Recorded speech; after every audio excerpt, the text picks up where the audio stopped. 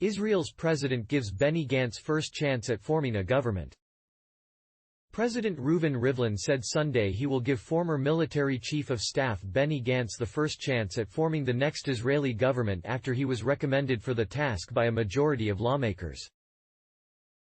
The step comes 2 weeks after a third general election in less than a year produced no clear winner, continuing the country's political paralysis.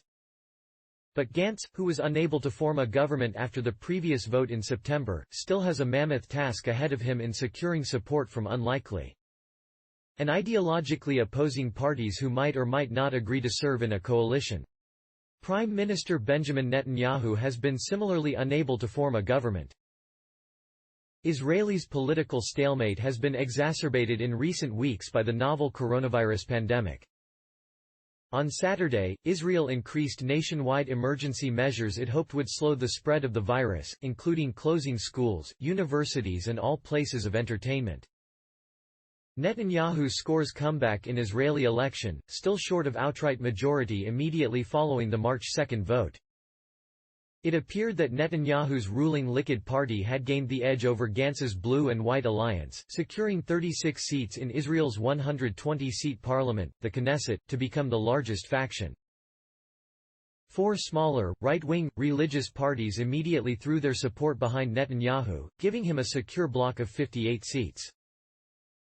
The joint list of Arab-majority parties, which gained 15 seats, and the right-wing nationalistic Secular Party headed by Avigdor Lieberman, which won 7.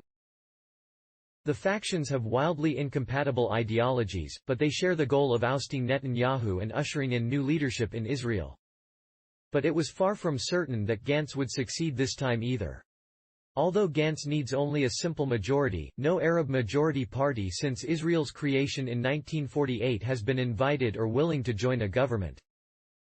For many in Israel's Jewish majority, the idea of Arab lawmakers in such a high level of governance triggers deep concerns, ideological and psychological, over the fate of Israel as a Jewish state. For Israeli Arabs, remaining outside the government is part of an ideological protest over Israel's military occupation of the Palestinians and its treatment of Arab citizens. Netanyahu asked Gantz last week to join him in an emergency national unity government to confront the pandemic. Blue and White's election campaign was focused on not joining a coalition with Netanyahu, who in November became the first Israeli prime minister to be indicted in 3 criminal probes.